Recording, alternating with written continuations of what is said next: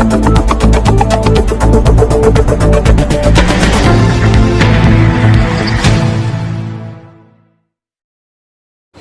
बांधवांनो, मी डॉक्टर धर्मराज चव्हाण, वंचित बहुजन आघाडीचा विभागाचा प्रवक्ता.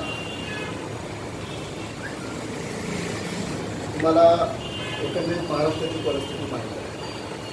महाराष्ट्रातील काही 5 जिल्ह्यामध्ये ओबीसीचं आरक्षण हायकोर्टाने, सुप्रीम कोर्टाने गटबादल ठरवलं आणि एकच प्रकारचा कल्लोळ हा ओबीसी समाजामध्ये व्हायला लागला.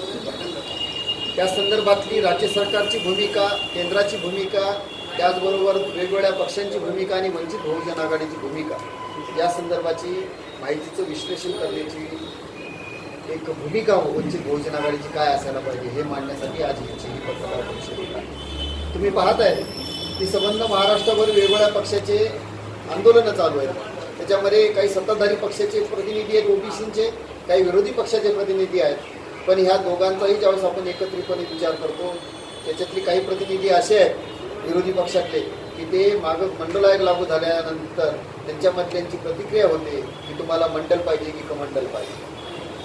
आणि ह्या सगळ्या बाबीचा एकंदरीत आपण जर विचार केला तरी ह्या ओबीसीमध्ये काही तत्सम ज्या जाती आहेत त्याच जाती पुढाकार घेत आहेत. पण खऱ्या अर्थानं जे मायक्रो ओबीसी आहेत, जे भटकेमुक्त आहेत, हे कुठंतरी या आंदोलनापासून अडगळीला पडले आणि ह्यांची भूमिका याच्यामध्ये नगण्य जाणवते. त्यांची भूमिका काय असायला पाहिजे? बाळासाहेबांची या मायक्रो ओबीसी आणि भटक्यांबाबतची यांच्या आरक्षणाच्या संदर्भातची भूमिका काय असायला आहे हे सांगण्यासाठीची आजची ही पत्रकार परिषद आहे. मला इथं आपणास सांगावंसं वाटतं की एकंदरीत आपला बराच आता याच्यावरचा उहापोह झालेला आहे. आरक्षण कसं आलं, कशा पद्धतीनं ते लागू झालं आणि कशा पद्धतीनं उडालं. या सरकारकडे, राज्य सरकारकडे हायकोर्टाने इम्पिरिकल डाटा मागितला होता, सुप्रीम कोर्टाने. आणि हे इम्पिरिकल डाटा ज्यावेळेस आरक्षणाच्या संदर्भामध्ये जी सुनावणी झाली होती त्यावेळेस त्यांनी मागितला. पण या सरकारनं तो इम्पिरिकल डाटा त्या सुप्रीम कोर्टाला दिला नाही. अक्षम्य हलगर्जीपणा करण्याचं काम या राज्य सरकारने केलं आणि आता हेच राज्य सरकार केंद्राकडे बोट दाखवते. साधी गोष्ट आहे, या राज्य शासनामध्ये राज्यकर्ते म्हणून जी बसलेली जमात आहे ह्यांना ओबीसी आरक्षण येऊच द्यायचं नाही, होऊ द्यायचं. त्यांनी काय केलं? केंद्राकडे बोट दाखवण्याचा प्रयत्न केला. अरे बाबा, केंद्राकडे सेन्सेक्स आहेत, जनगणना, त्याचा आणि या इम्पेरिकल डाटाचा काही संबंध नाही. हे पत्रकार बांधव म्हणून आपल्याला चांगलं आहे. इथं आपल्याला विश्लेषण करायचं जातनी की ओबीसीच्या कोणत्या जाती खऱ्या अर्थानं सुदृढ आहेत, समृद्ध आहेत आणि कोणत्या राजकीय दृष्ट्या कोणत्या जाती ह्या कमकुवत आहेत. आणि तो डाटा हा सुप्रीम कोर्टानं मागितला होता पण तो या सरकारनं दिला नाही. त्याच्यामुळे हे आरक्षण आपल्याला गमावं लागलं. मला इथं सर्व ओबीसी बांधवांना सांगायचं आहे वंचित बहुजन आघाडीची भूमिका आणि वंचित बहुजन आघाडीच्या माध्यमातून, संजय बाळासाहेबांच्या माध्यमातून की हे दोन्ही पक्ष किंवा हे जे काही पक्ष आहेत जे आज आंदोलनाची भाषा करतात किंवा आंदोलन करतात हे सरळ सरळ तुमची दिशाभूल करतायत.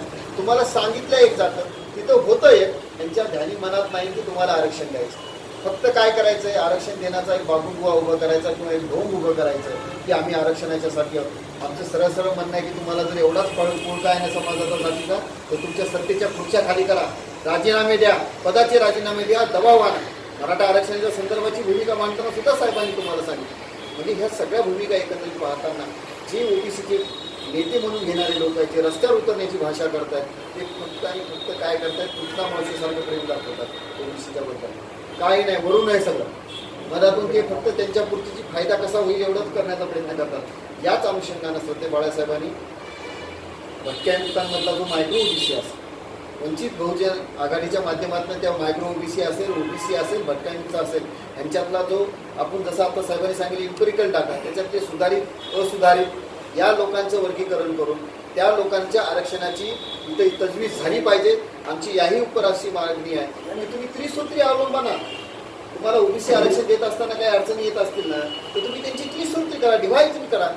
ते बाबा सुधारित जाती ओबीसीच्या ह्या, ज्या अतिमागास जाती आहेत ते तुम्ही घ्या आणि त्याच्यानुसार ते आरक्षणाचं जो काय मध्यमार्ग काढता येईल तो काढा. आणि इम्पेरिकल डाटा हे तुम्हाला आजच्या घडीचा करायचा आहे. तुम्ही जो इम्पेरिकल डाटा केंद्राकडे बोट करून दाखवताय तो तुमचा आधीचा डाटा आहे. आजची परिस्थिती वेगळी आहे, ओबीसीची लोकसंख्या वाढलेली आहे. आपल्याला जो इम्पेरिकल डाटा पाहिजे, सुप्रीम कोर्टाने राज्य सरकारला सांगितलं की तुम्ही आम्हाला आत्ताचा इम्पेरिकल डाटा द्या.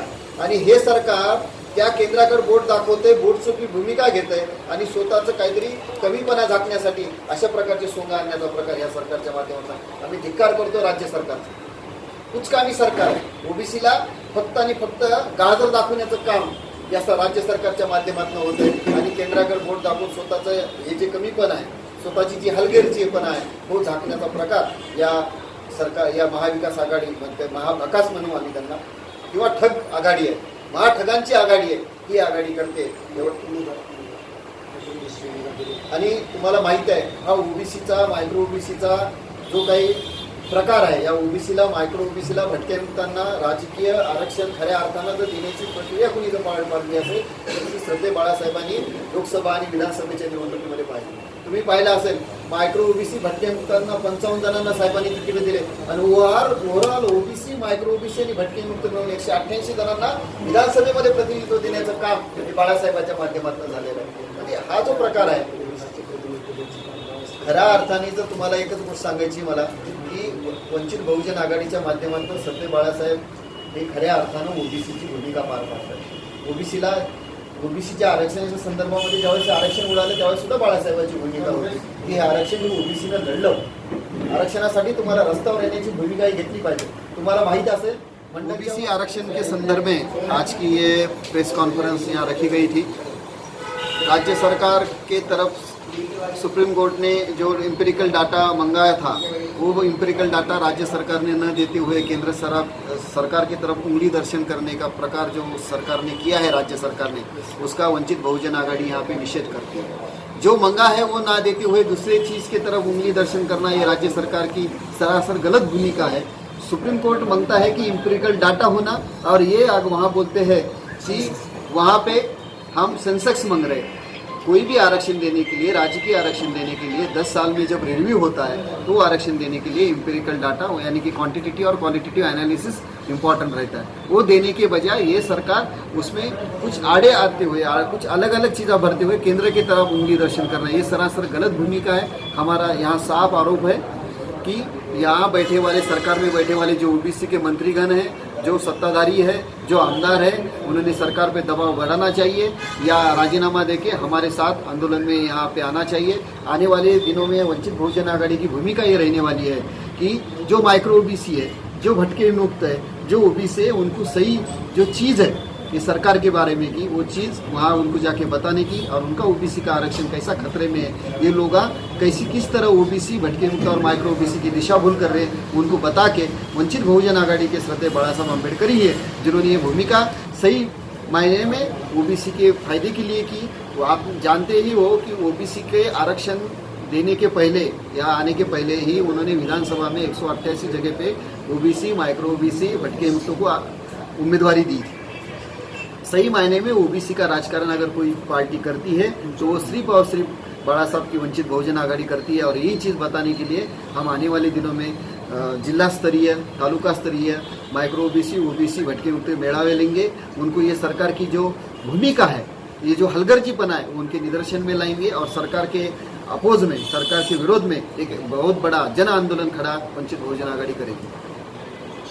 नाम सर आपका? डॉक्टर धर्मराज चौहान, विभागीय प्रवक्ता, वंचित बहुजन आघाड़ी.